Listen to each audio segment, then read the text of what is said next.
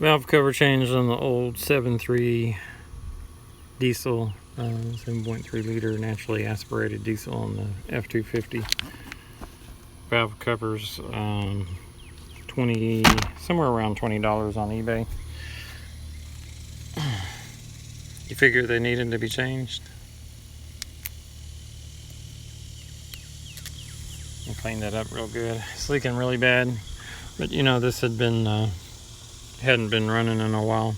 Real easy to take off. About I don't know, 6 or 7 half-inch bolts. The ones in the back, of course, you won't hardly be able. I can get to those with the ones in the front area, but it gets a little bit slower around the back.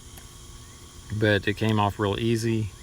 They weren't even hardly tightened down, so it's losing a lot of oil out there. You can see that I guess over time that there's rust around here, and also in the valve cover as well. So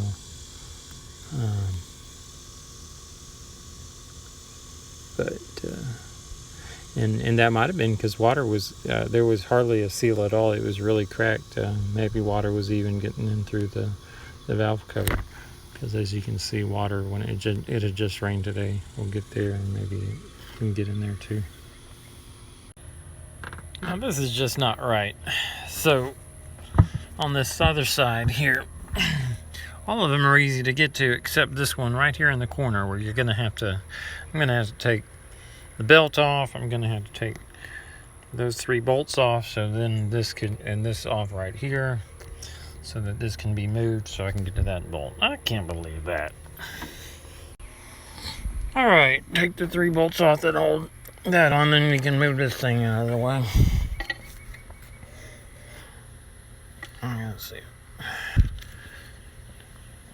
And it is, I'm hoping that I can get to it from here, or well, maybe just moving it a little bit right here. I should be able from here get like a ratcheting, or I should be able to get a thingy on it, a box end wrench or something, 1/2 inch.